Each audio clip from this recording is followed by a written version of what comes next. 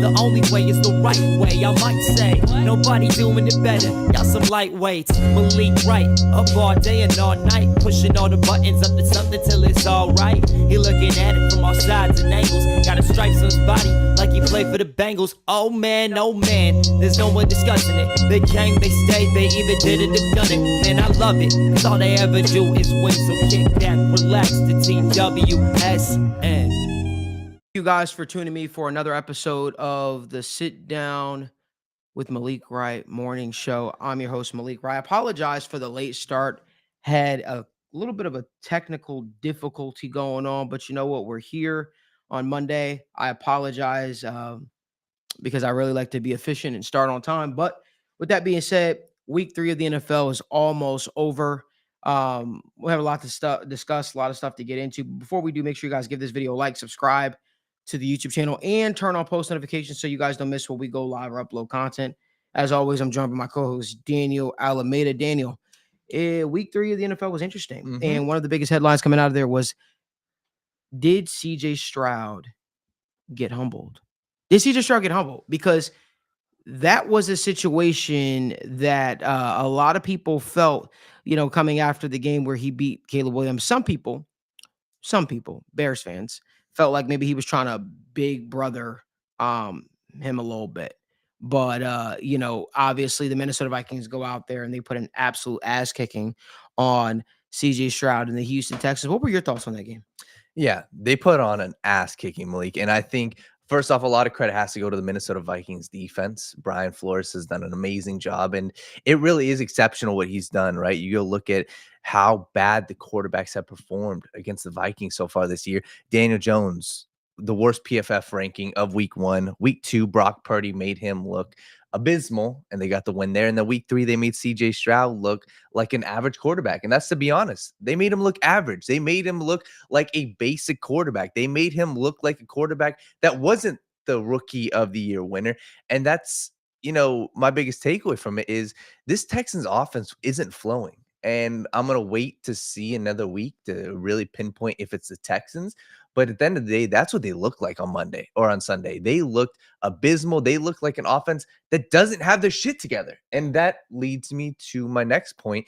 There are some, issues with CJ Stroud and Bobby Slowick, right? I feel like last year they got kind of complacent on CJ Stroud just having an exceptional year of, not facing a ton of pressure, because that's something that they didn't face at all. And maybe the script is out on, hey, here's how you slow down CJ Stroud. First off, they didn't have a running game. Cam Akers was stuffed, and that's a huge credit to the Vikings organization for going out and getting a guy like Harrison Phillips, for going out and bolstering the defensive line with guys like Dallas Turner, with guys like Jonathan Grenard. And they went out, they shut down the running game and made this offense really one-dimensional. And when you look at CJ Stroud, he made some serious errors. And frankly, the Vikings just made plays. And I think that was the biggest issue for the Texans, is they were lauded as this high-flying offense, this offense that could take over the league, the offense that could come back from major victory or from major deficits, and they just didn't do that. So I think the Texans and Bobby Slowick seriously have to go back to the drawing board, hopefully get a guy like Joe Mixon healthy, and say, hey, how can we establish our run and not play from behind? Because frankly, playing from behind hurt them in this game. And I think that was a lot of the issues that they didn't have to face last year, right? Last year in a lot of the competitive games, it was one-score games. It was games where the Texans got out to a quick lead and they could play ball control.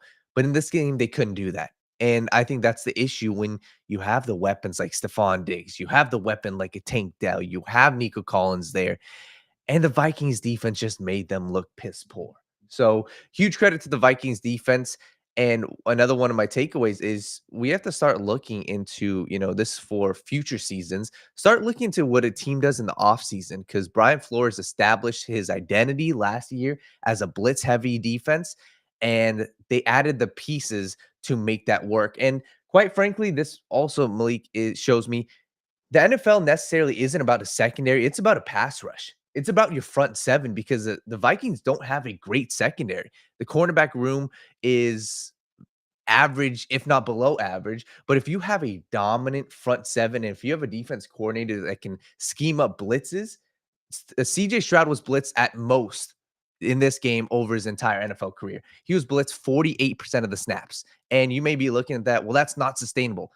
Damn right it is. If I'm a defensive coordinator, I am blitzing the hell out of CJ Stroud until he proves me otherwise. And I'm not saying that the Texans can't get this right. I believe that they will. They've got the weapons to do it. But huge credit to the Vikings, and goddamn, I was wrong about them. And I'll be the first to admit it. I was seriously wrong. And you look at what they're doing with Sam Darnold at the helm, it just shows also that it really is about a situation for your quarterback, right? You go look at quarterbacks like Zach Wilson, I still think has potential. You look at a quarterback like Mac Jones, I still think has potential. You look at the quarterback that Sam Darnold was with the New York Jets, seeing ghosts, terrible quarterback, and you put him in a situation where he can just forget about being a first round pick. He can forget about his past 4 years with the New York Jets. And he's got a coordinator that can scheme stuff up for him. And quite frankly, they just put the ball in the hands of the best play, and that's Justin Jefferson. And that's, in my opinion, what led this game to be such a breakout game was blitzing CJ Stroud and, quite frankly, get the ball to your best player in Justin Jefferson. You look at the rhythm that they were in the first quarter. That's what you should see. And we'll talk about this more with the Bengals, but that's what you should see when you have a top 5 wide receiver. Get the ball in his hands early. Out of the first 6 passes for Sam Darnold, I believe 5 of the 6 were to Justin Jefferson. I don't think that was necessarily, hey, schemed, but that's Sam Darnold saying, hey, quite frankly, I'm not going to go to Johnny Munt. I'm not going to go to Ty Chandler out of the backfield. I'm just going to throw it to my best player. And credit to Kevin O'Connell, credit to this organization for building the offensive line. And this shows that it's not necessarily about having a superstar quarterback to win in the regular season. It's having a structure that you can build, put a quarterback that's willing to go deep down the field, and quite frankly, have a defense that's not afraid to go after a star quarterback. So credit to the Vikings and CJ Stroud. They got a lot of rebuilding to do, Malik. I agree with you, man. Listen, I kind of talked about it on the show. I talked about what uh, Brian Flores and his defense could potentially do to a CJ Stroud. He looked flustered out there, right? And this is going to be a learning curve. I think for as great as CJ Stroud played in his rookie year and as awesome as he's looked early on in the season, I think people need to realize he is a rookie at the end of the day. He is a rookie not a rookie. He's a second year player. He's a young player at the end of the day. There are some things that he is still learning in this league. There are defensive coverages that he'll grow accustomed to, right? And I think that it's important to give him grace. I think it's important to realize that great things sometimes take time. Yep. And while the Texans might have a franchise quarterback on their hands, he certainly did not look too comfortable yesterday against Brian Flores' defense. Here's the bigger thing that I kind of took away. Is CJ Stroud the leader of that team? Is CJ Stroud the leader of that team? Is Bobby Slowick a leader? What I saw Stephon Diggs being the emotional leader, trying to get his guys pumped up to get back in the game. And I saw Bobby Slowick angrily leave an offensive huddle once Stephon Diggs took over. That's what I saw. Again, on the outside looking in. I don't know. To me, just looked kind of interesting to me. And I think it's important to put things into perspective. Like, this is a guy who is lauded as one of the best offensive minds in football. This is a guy that's being talked about as potentially being a potential head coaching candidate here very, very shortly. Everything you do is magnified.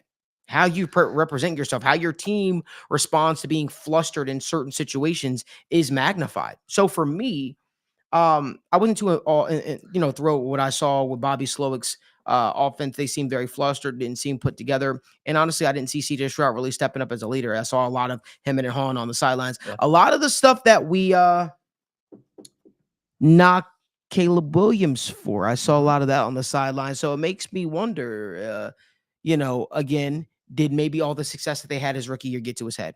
Yeah. Malik, I just remembered something. We went to the combine. I remember we asked D'Amico Ryans this because I was like, we were there. We got the opportunity to speak to the coaches. And I remember we asked, hey, how impressed were you with Bobby Slowick? And I remember this so specifically. And as soon as I made it specifically about Slowick, the first thing that D'Amico Ryans said is, hey, we've also got to give CJ Stroud credit. That dude is a star. And it was almost like, I'm not saying he was deferring from Bobby Slowick, but respectfully, they invested $180 million into this offensive line league. They have 3 top 20-ish wide receivers. You have a tight end, Dalton Schultz, who you could say is a top 15 tight end. And Bobby Slowick, the only reason that I am criticizing you is because we put you on this pedestal of the next great head coaches, and maybe it was a little premature. Maybe we got to see more out of you.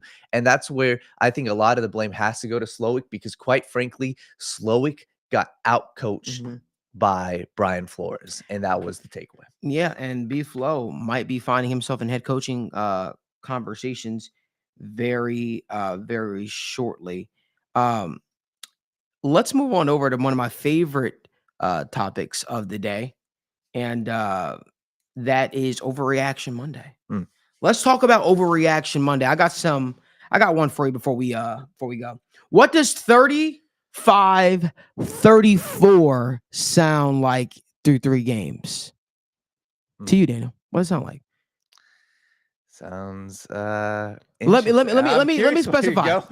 What does 30 yards, 5 yards, and 34 yards through 3 games sound like to you? Pedestrian. Does that sound washed at all? Yeah, hold on. If you were an elite player and that's the stats that you put up through 3 games, Don't say 30 yards, 5 yards, 34 yards, totaling through 3 games, 69 yards. What does that sound like to you?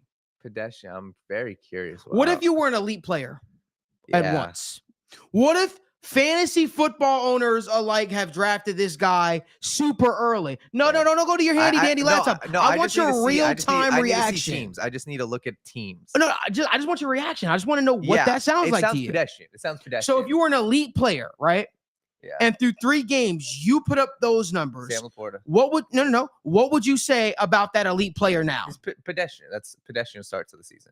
That, my friend, is Travis Kelce's stat line through 3 games.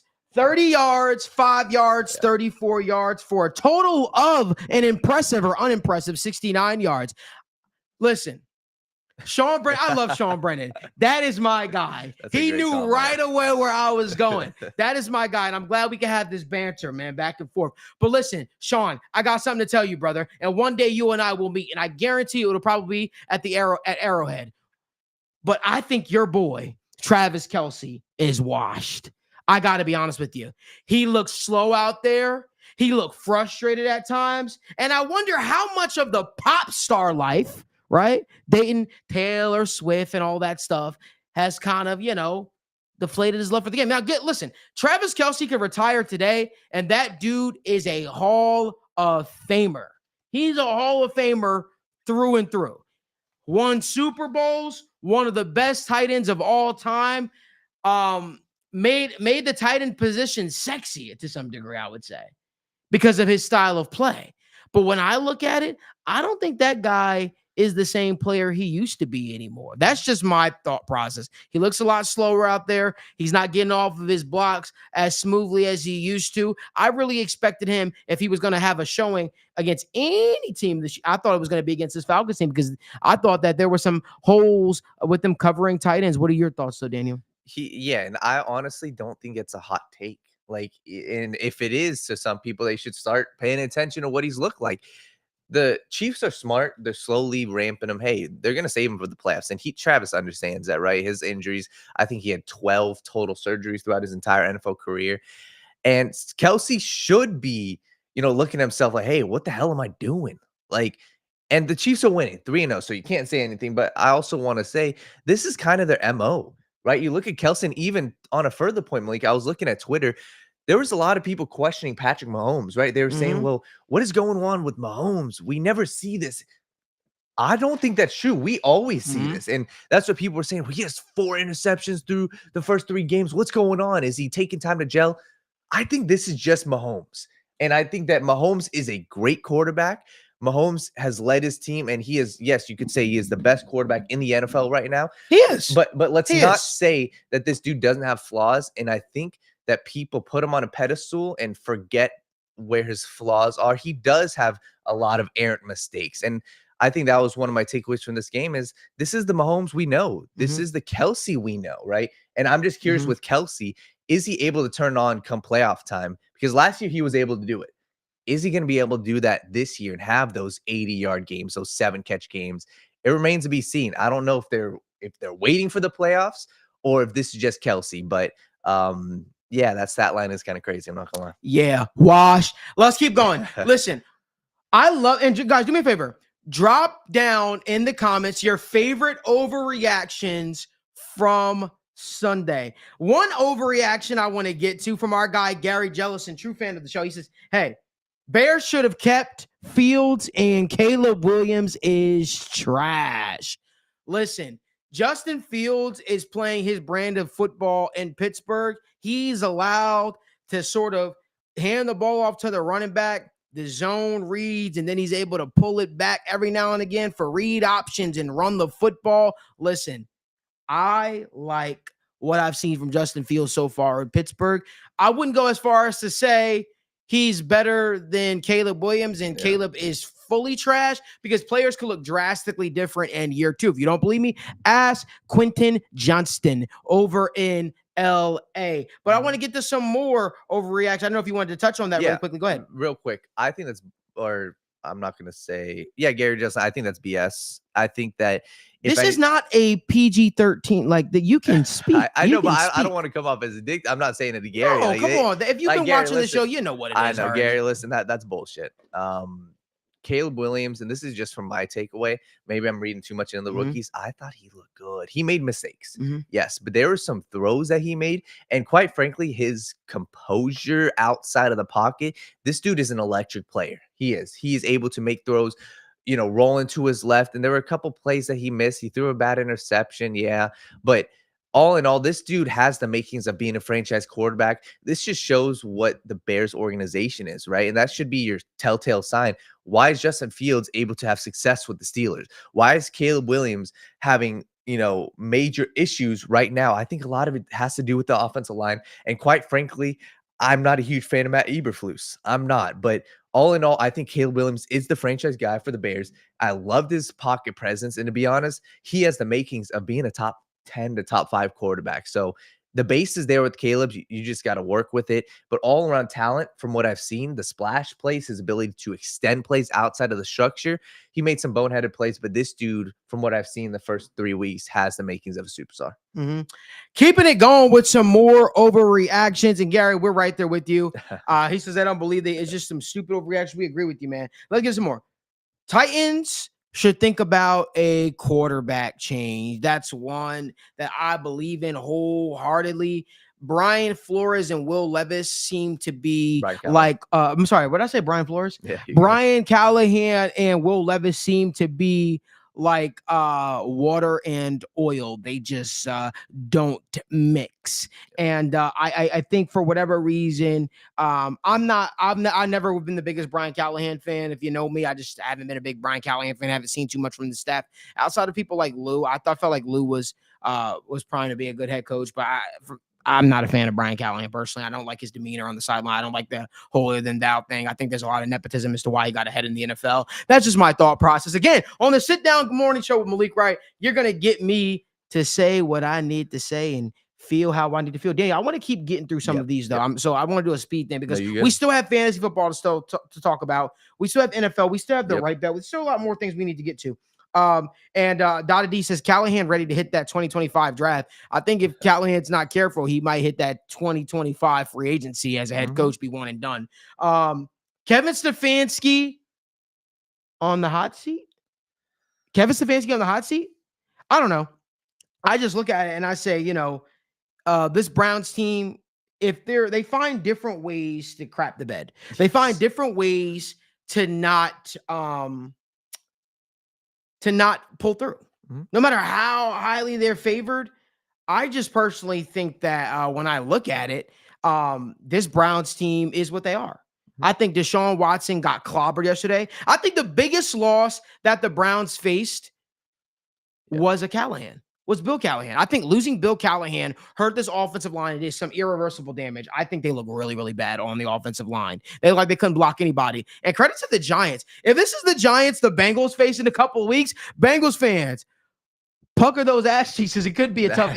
I'm just being honest. It could be a tight game. It could be a tight game. If that's the defensive line that showed up against the Bengals could be in for a rude awakening. I want to get some more. Is the Niners season in trouble, Daniel? You say yes? Oh, Let's yeah, see. yeah, yeah, yeah. Niners season in trouble. They're 1-2. They lost in a comeback victory to the Los Angeles Rams without Puka Nacua, without Cooper Kupp. What are your thoughts? Without 3 of their offensive linemen too. Yeah, the 49ers should be in trouble, and I'm still confident, Malik, that they'll likely make the playoffs, but you're not a shoo-in at 1-2, you're not. And I think that this 49ers team has been, sipping a little bit of their own, drink, and it's like, man, I don't understand, you know, this whole thought process that the 49ers are just shoo-ins, right? They're dealing with a ton of injuries. Deebo Samuel is going to be back. Kittle was out, obviously, but this team just shows, hey, like there are other teams in this conference that can give them a run for their money. I mean, it was an divisional matchup, so those teams they always play them tough. The Rams always play the 49ers tough, but you can't just sleepwalk through it. And I think that's going to be the question, right? Brock Purdy, hey, he's coming up on his contract, and I know somebody was asking about, does he deserve that top 5 contract? I think there's a real world where this year is a big prove-it year for Brock Purdy, right? Can he have that success without, Christian McCaffrey? And I think that's another question, right? How much value does Christian McCaffrey actually add to this team? And to be honest, I think I undersold his value to this team. I said that, hey, I think that they could do it with a guy like Jordan Mason. They can do it with these other running backs. I think in spots they can, but a Christian McCaffrey, what he adds to this team with a quarterback like Brock Purdy that can just play point guard, they are missing him so bad right now. So this 49ers team, I think they are in trouble, but luckily there aren't a lot of juggernauts in the NFC. So they still have time to correct this, and they've got the talent to do it. But yeah, 1-2, I'm concerned about them. Super Bowl hangover is real. I will say that. I will tell you that if there's one team in the NFC that I got my eyes on, it's the Packers. I like the Packers. Yeah. They just seem to get it, and they're winning even without their star quarterback and Jordan Love right now. They're winning with Malik Willis, and they're not skipping a beat right now. So yeah, I think this Packers team might be for real. And it wouldn't shock me if the Packers came out of the NFC. I'm just being honest right now. See what Malik Willis did.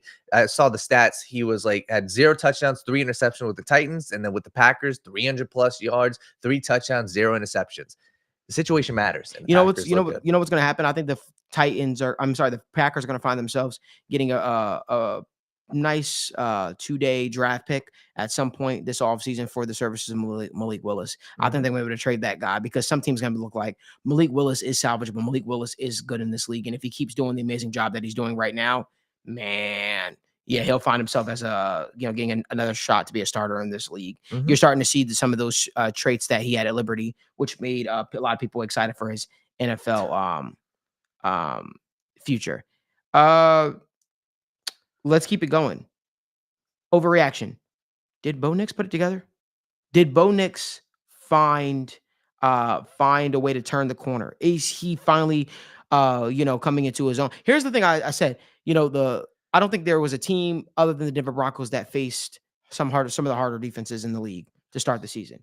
And the way that guy struggled, obviously, it feels like he's finally turning the corner because he went up against some of the elite defenses. You saw what some of the best defense coordinators in the league are going to throw at you. There's not too much more down the stretch that is going to really shock him after he completes the stretch. What are your thoughts on Bo Nix, Daniel?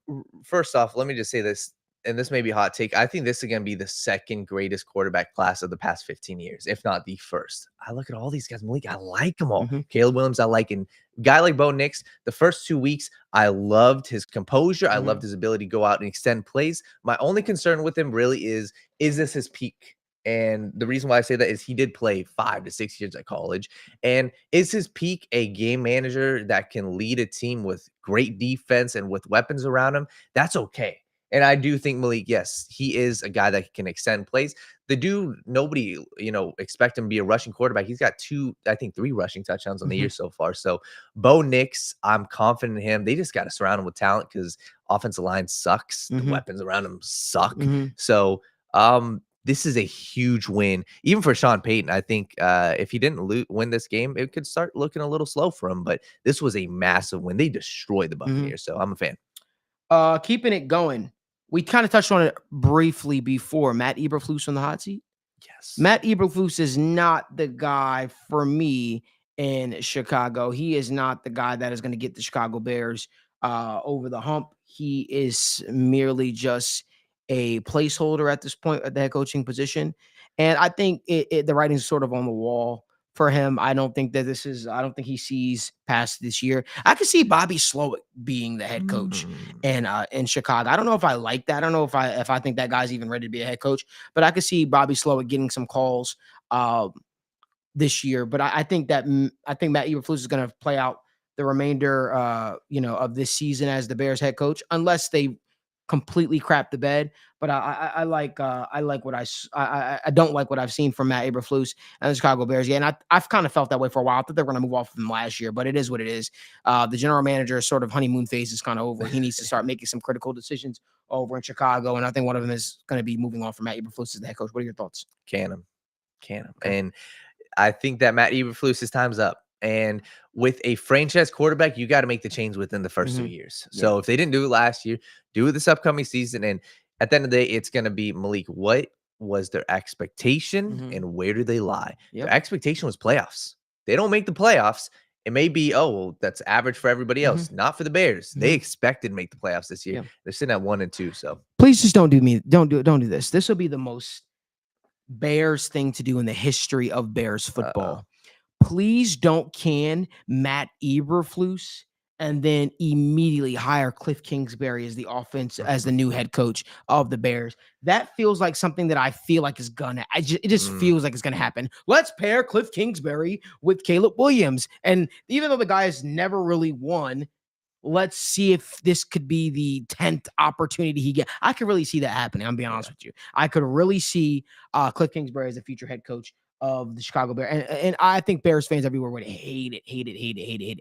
Last one I got. Last overreaction. Nick Sirianni or Jalen Hurts, because the Eagles definitely, in my opinion, have a little bit of a problem brewing, it feels like. Even though they escaped with a victory against the Saints, which I predicted. What are your thoughts? I think it's kind of both. I think Jalen Hurts isn't the quarterback that everybody expected him to be. Jalen Hurts is a good quarterback. He can extend plays, but he's not a top 5 quarterback. We saw they had AJ Brown was obviously out for the game. Once Devontae Smith went out, yes, every other quarterback would have issues, but throughout the game, it was just a whole lot of nothing. He made some big time plays, big time throws to Dallas Goedert. But my takeaway from this is it's twofold. I think Jalen Hurts needs elite weapons around him. And when there's not the AJ Brown, there's not Devontae Smith, it's going to look slow. And that was an abysmal performance they put up. They won, Malik. They put up 0 points in the first half. 0. So the Eagles with Jalen Hurts, I think they're a team that really needs to rely on, the talent around them. They need AJ Brown healthy. Saquon Barkley looked absurd. But even you look at his stat line for the first half, he was stuffed. The dude was getting stuffed, and that's what the issue was. So it leads me to Nick Sirianni. They went for a couple 4th downs, which I thought were terrible play calls. And all in all, Jalen Hurts just didn't execute. So they're fine. They're an average team. They're a good team. But Malik, am I confident in them being a top 3 team in the NFL? Hell no. And it just lies in the fact that Jalen Hurts has some serious flaws in his game, and the offensive line didn't look great either. So, listen, I said the comment last week. I feel like the gap between Jalen Hurts and Brock Purdy isn't significant. I just feel like Jalen Hurts is maybe a little bit better of an athlete. Listen, at the end of the day, this is the Eagles team that came in with a lot of hype. A lot of people were singing their praises, and for me, I'm just not there with the Eagles. I think we saw the best this team had to offer the last few seasons, and they just weren't able to get over the hump.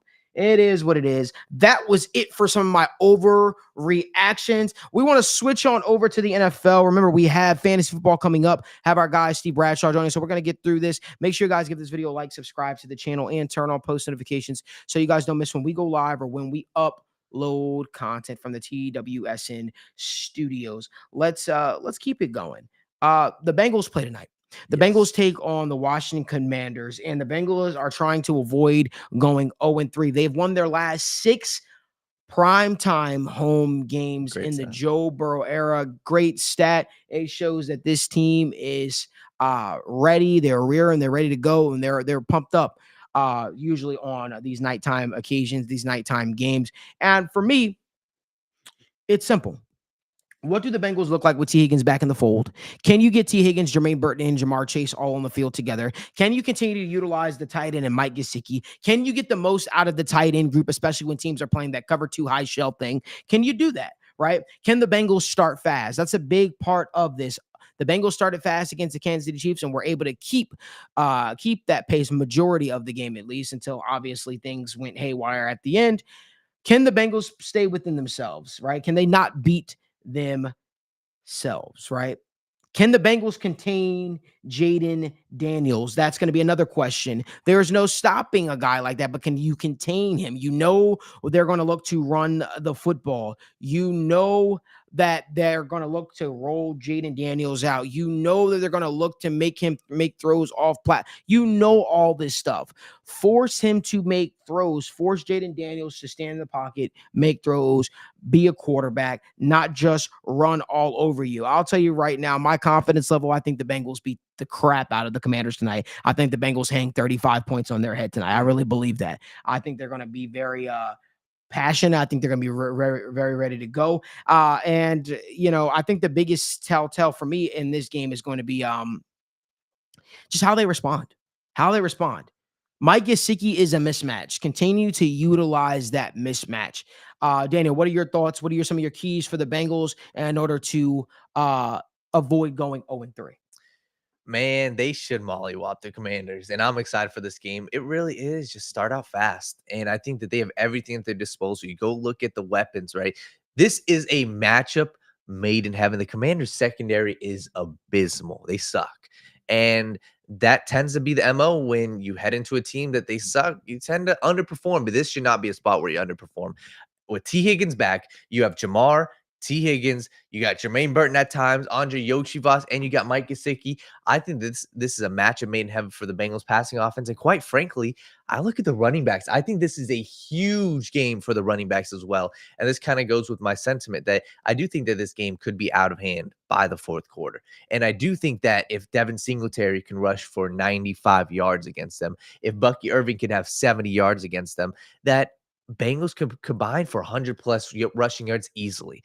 And it's really going to come down to, hey, this Bengals defensive line, I believe BJ Hill is out. Or He is I might be questionable. wrong. Sheldon Rankins Okay. is out. Okay. BJ Hill's doubtful. Okay. So with BJ Hill doubtful, Sheldon Rankins, Lou Anarumo, cook some stuff up, put Sam Hubbard on the inside like we talked about.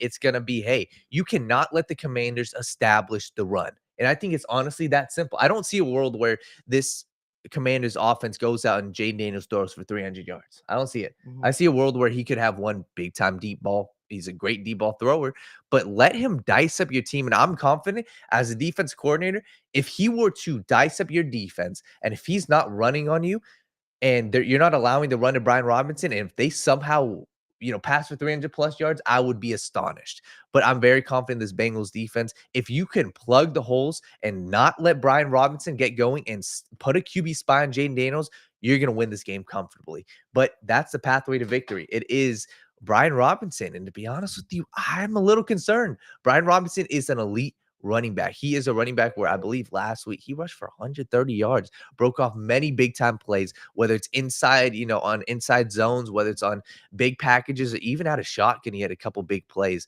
So Brian Robinson's rushing game, and quite frankly, Jaden Daniels outside of the pocket. We discussed this on the State of the Jungle. We've discussed this in the offseason. We've discussed Jaden Daniels so much on this YouTube channel. And he is a quarterback where a lot of times it's one read, two read, down, run the hell out of the ball. And this dude is as explosive of a runner as we've ever seen. He's maybe not as shifty as a Lamar Jackson, but goddamn, if he puts his foot in the ground and if there's not a QB spy, I would be concerned. And that is my only real concern for the Bengals, Malik, is, hey, last year, we saw many times quarterbacks extend plays outside of the structure. Your edge rushers weren't super fast with Sam Hubbard. Jermaine Pratt and Logan Wilson got caught kind of flat-footed. That's my concern. But hey, Akeem Davis-Gaither, it's your time to shine. After last week, you had a huge week. You are the most athletic of the three linebackers that the Bengals play a ton. Put him on the QB spot. Get him around the line of scrimmage. Or even hell, Malik, put Jordan Battle out there. That's what I would do. Put Jordan Battle at the line of scrimmage. Put a guy like Geno Stone. Put a guy like Dejon Anthony on Zach Ertz, because that's another thing. Zach Ertz is going to get fed the ball today. But Malik, it really is, hey, put a QB spy on him, have a guy within 5 yards of the line of scrimmage around Jaden Daniels, and stop the run. So that's my concern. And if Brian Robinson comes out and has 100+ yards and Jaden Daniels has 3 to 4 big scrambles, that's the way the Bengals lose this game. Otherwise, I think they win by 14+. Listen, there is some props that we want to get to for this game, and we will get to that. But after fantasy football, someone asked the question, do we think Taylor would be pressured into giving up play calling if the Bengals fall to 0-3? No, I don't think he would be, unfortunately. Should be, but won't be. Someone asked, James Angelos asked, with Higgins back, they will have to pick and choose to cover, and the Bengals have too many weapons not to hang 30+. I agree. He said chasing Zach Taylor, talking Burton up all week. I agree. Does the lower state games mean we see the return of Irwin and Hudson? Irwin will always be a part of the game, I think, to some degree, but I don't believe we'll see Hudson for a little bit. I just think the return on investment for some of these younger tight ends the Bengals have drafted and allocated resources to have just been too positive, if you ask me. There's some more stuff that I want to get into in terms of betting. Brando's Burner says, yeah, bro, Von Bell back issues. Does Battle see more playtime? I expect him to. I'm not sure if Von Bell is playing yet or not, but listen, I think that there's going to be some real positives, but listen, stay here. We're going to get to fantasy football really quickly, but stay here because I've got some major bets for Bengals versus Commanders that I need us to get into. But before we do, we have to bring in TWS and fantasy analyst Steve Bradshaw. So without further ado, Steve, what's going on, my man? How's it going? I'm doing pretty good. How about yourself? It's good to see you, brother. It's good to see you, man. Listen, fantasy football, we want to get to some of your week 3 takeaways. So for obviously week 3 is not concluded just yet. We still have one more game. And obviously, Steve, I've got some bets that I want to get to tonight as well but Steve, the floor is yours, my man. Yeah, I thought week 3 was really interesting to look at the running backs. I feel Saquon Barkley had 30, Kyren Williams had 30, Derrick Henry had 30. So big week for that, especially Derrick Henry. I feel people were a little concerned after those first 2 weeks. I was never panicking. It seemed like a spot where if they could get ahead against the Cowboys, that he would dominate. That's exactly what happened. And he looked fantastic, got near the goal line. Typically, you have players where touchdowns are very volatile in fantasy football, but I could honestly see Henry scoring about 15 touchdowns this year, and I don't even think that's a crazy take. Mm-hmm. He's the only player that I can predict on a week-to-week basis that I absolutely believe that he will score a touchdown, and that's not too crazy to say that. Kyren Williams, I was very concerned about, to be honest. The offensive line looked terrible. They had no weapons. But it just goes to show how good of a coach Sean McVay is. And Kyren honestly didn't look like he was that good in the first few weeks. But this week, he really impressed me. I watched a lot of that game, and he looked like he had a lot of juice, especially as a pass catcher. So I think that was a big takeaway. And then I'll kind of talk about 2 receivers as well. Juwan Jennings, obviously, we have to talk about him. I think that he was a good spot start because Ayuk was still struggling. I think Ayuk will be fine rest of season, but right now I don't know if I would. I think you have to play Juwan Jennings until Deebo Samuel is back. That is a big deal. Same thing with George Kittle because Brandon Ayuk is not there yet.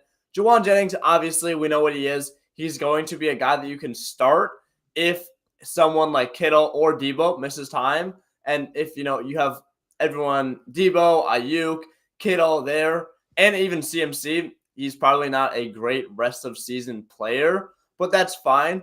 Also, Malik Neighbors looked fantastic. I was really high on him coming into the year. I thought the talent was very close to Marvin Harrison Jr., and as long as Daniel Jones looked somewhat competent, he was going to explode, and that's exactly what he did. Yeah, he had a monster game. And then, quite frankly, there's a couple other players that, really popped off. A guy popped off against your team, Jonathan Taylor. I feel like that was another guy that people were really, really, even low on heading into this week. And he just showed, hey, he's seen 90% of the snaps. He's still a running back one. But, Steve, there's a couple other things that I want to talk about. Who are some of the guys that either had a terrible week that you still are confident in? You mentioned Brandon Ayuk, that you're still confident in the rest of the season. And who are some of the guys that you're saying, hey, now's the time to jump ship. Now's the time to either trade away, whether it's a buy, sell high or buy low, whichever one, because I know you've got a column also coming out on the TWSN website pretty soon.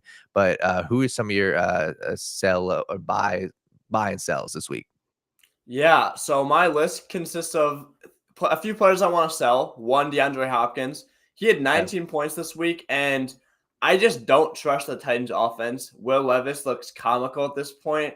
It seems every week he's making some kind of ridiculous bad play. And Ridley is still – he didn't have a great week. He wasn't really – it was kind of a weird week for him, but I still trust the talent of Ridley more than Hopkins, and I just don't think Levis – can support two receivers, and we didn't see that outside this week. Hopkins, you may be able to have some players in your league look at the name value and sell them off that week, but I would sell him for pretty much anything you can get. If you can get a solid flex option or anyone else, I would love to sell him. Juwan Jennings, I kind of already touched on him, and Dallas Goedert as well. Dallas Goedert's a guy that I would love to sell because the tight end market is so crazy this year. It's kind of tough, but Dallas Goedert looked really good. I think that this was also a similar situation to where he's not really that great of a play rest of the season because he filled in for A.J. Brown. Devonta Smith is, all banged up. So I think that you may have like another week or so if you want to hang on to him. If you really need these next few weeks, you probably could sell him a few weeks down the line and he'll produce at a decent rate. But I don't really know that he's ever going to have a better game than this the rest of the season. So, yeah, he's a guy that I'm definitely looking to sell. Going to some buy lows, I really like James Conner. He scored 19 points in weeks 1 and 2, but he was not very good in week 3. Only had 3 points, but it was against the Lions. Wasn't a very good game script, and that's not really something that I'm that worried about because he is he's not really a great pass catcher. The Cardinals look pretty solid to start out, and they kind of just fell flat. I'm still confident in Kyler Murray. I still like the offense. Marv looked pretty good early on as a whole, so he's a guy I would be buying. I like the nickname you gave him, Marv. So someone asked a quick question before we let you head out of here, Steve. Someone asked the question. He said, as a Bears fan, it wasn't someone. It was our guy, Gary Jellison. He said, do you miss Justin Fields? No, I don't miss Fields. Caleb Williams had 350 passing yards. Justin Fields he's in a good situation. It's the Steelers. I'm not surprised, but he's just winning games. I didn't see anything that made me miss Fields. I think Caleb is very encouraging.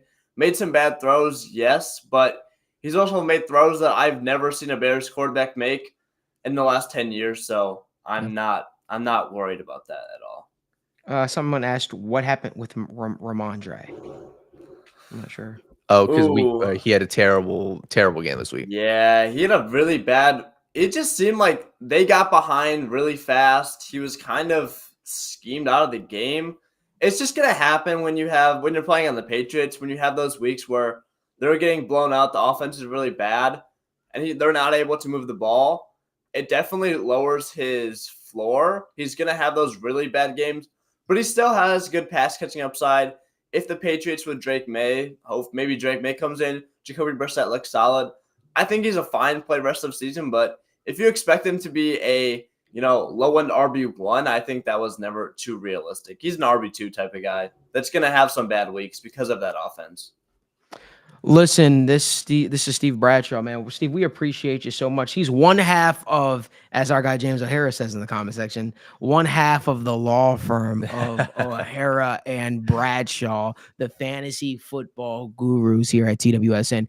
Steve, I believe you'll be joining us back on the show on Friday, my man. We're excited to have you on. We appreciate that you made time, obviously, on Monday to talk things through. I do want to ask you one thing. Is there anybody in tonight's games, because the Jags play the Bills, Bengals play the Commanders. Is there anybody in tonight's game that you have your eye on? Ooh, I'm really interested to see what Jamar Chase does. Seems like a very good matchup. It seems like the perfect bounce back spot. And if he can't get things going this week, I'm going to start to push the panic button. Also would like to see how T. Higgins does as well. We haven't really got to see him yet this year. So he's a guy that I want to watch. Jamar Chase, just that Bengals offense as a whole. Really interested to see if they can get back on track because they typically start slow. So I think this is the time where they have to come out here and crush. Steve, this is a great way to enter into my next segment, which is our best bets for the game. And to answer that, before I let you go, Jamar Chase anytime touchdown tonight is at plus 110. Jamar Chase, listen, certain players, you got to just listen to what they say, right? You got to see the little stuff that they post on their Instagram story before the game. I knew Jermaine Burton was going to have a big hand in the game on against the Chiefs, not because I texted him, but because he posted on his story. I forgot what the name of the song the song was, but it was like touchdown or something like that. It was touchdown, yeah. It was like touchdown or something like that. So I was like, this dude never posted before the game since he came into the league, the first game of the season at least. I was like, I feel like he's gonna have a big hand in today's game. So you can kind of hear, but Jamar Chase apparently told reporters that he has something special planned if he scores Monday night. He said it won't be the gritty, but it'll be something special. I don't know what that is. So if you own Jamar Chase in fantasy football, you should be smiling. Or if you are a degenerate like Daniel Alameda, you should be smiling because Jamar Chase to score anytime touchdown is at plus 110. Steve, looking forward to having you on the show on Friday, my man, with you and Mike, so we could talk all things fantasy football and get people all squared away and get them all set up for fantasy football week 4. So with that being said, man, Steve, I hope that you enjoyed the game tonight, my man. Yeah, you too. Good luck, and thanks for having me. Yes, sir. Did you say who day? Who did? There we go. There we go. Appreciate you, Steve. Yeah. Appreciate you, brother. That was Steve Bradshaw, one half of the law firm of O'Hara and Bradshaw. We appreciate you so much, Steve, for joining the show. Let's get some of my favorite bets before we head out of here. We've got a busy day ahead of us. I'll also be back live tonight dissecting the Bengals, hopefully week 3 win against the Washington Commanders. So make sure you guys join the show later tonight. It probably will be a late one, but let's get to some of it. Jamar Chase, anytime touchdown, plus 110 prop. I absolutely love. Gesicki over 2.5 receptions. I thought that after my long rant that I gave the other day, the books would have said, you know what, Malik, we're going to listen to you and we're going to, but I guess that means I'm not big time yet. Maybe I need to be like a Stephen A. Smith. I need to be on ESPN or something like that. No. This is that network. TWSN is that place. Listen, Mike Gesicki over 2.5 receptions is a prop that I absolutely love for this game. Mike Gesicki's receiving yard is at 25.5. I absolutely love it.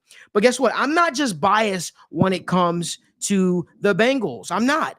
So I'll also tell you there's areas that I feel like they struggle at. Isaiah Pacheco had 5 receptions last week against the Bengals, and Austin Eckler's prop is sitting at 2.5. Austin Eckler is the receiving back out of him and Brian Robinson. And guess what? I like Austin Eckler to hit that prop of over 2.5 receiving yards. Yoshi Voss's receiving prop with T. Higgins back in the fold, because make no mistake about it, Yoshi Voss, I believe, is the starting slot receiver. So Andre Yoshi Voss's receiving prop is at 2.5, and it's plus money. Run, take it. Joe Burrow over 1.5 passing touchdown is something else that I love. And if you want to get a little spicy, get a little crazy, maybe you love Ohio or maybe you love Michigan. I have no idea. But if you want a little prop to take advantage of, Eric All's reception prop is at 1.5. He's a guy that's starting to emerge in this Bengals offense. I expect Eric All to get more snaps than Tanner Hudson. I expect Eric All to be more involved in the receiving game as he goes through, especially when you're going up against a Commanders team that has a putrid secondary. Hopefully we're not the get right game for them, but those are some of my favorite props that I love for this game. And I got Bengals money line. Danny, what are your thoughts? Yeah, let me just run through these so we can get out of here, Malik. I love Joe Burrow over 1.5 passing touchdowns. I love Austin Eckler over 2.5 receptions. I'd also go Zach Ertz over 2.5 receptions. We've seen what happens with tight ends against the Bengals. And also Zach Ertz has been the security blanket for Jaden Daniels. I love Jaden Daniels over 46.5 rushing yards. I'd even sprinkle up at 80 plus. Like I said, this dude is one of the most electric runners. I can see a world where the Bengals get up quick in the third or fourth quarter.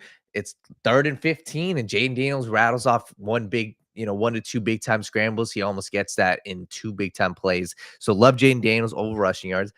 And another one, I'm trying to figure out how I want to attack this. I'm very confident that's how the game goes. And then late in the fourth quarter, the Bengals just run out the clock. I'm trying to decide between Zach Moss and Chase Brown. I think I'm going to go Zach Moss, 50 plus rushing yards. This is going to be the game where they're going to be playing from ahead. They didn't do that from the first 2 games. And I think he's the running back one. I'd even be, shocked if he didn't go, and he's been the receiving back. So if anything, I like him 65 plus receiving plus rushing yards. And my final one is for the other Monday Night Football game, probably my favorite bet of the day, Malik. Keon Coleman, 40 plus yards. This is my favorite bet of the week. And the reason why I love it so much is you look at his matchup last week, Jalen Ramsey, perfect matchup for Keon Coleman, and 40 plus yards, beautiful bounce back into Jaguars. Listen, there's an opportunity to make some significant money this week. And I didn't think that I said what I wanted to say. I like Dalton Kincaid receptions tonight and receiving yards. I still believe he is going to be Josh Allen's guy, but I believe the Jaguars will to win tonight. With that being said, we want to thank you guys so much for spending your mornings with us, talking football through. Remember, I'll be back live tonight to discuss the Bengals game, the good, the bad, and the ugly. Remember, there's only one way you should be waking up, watching sports, talking sports, and having this awesome conversation, and that is the right way. Enjoy Monday Night Football, everybody. Make yourself some damn money. We'll see you back here either tonight, right? Yeah. We'll see you back here either tonight, or we'll see you back here tomorrow morning at 10 a.m. Give this video a like, subscribe to the channel,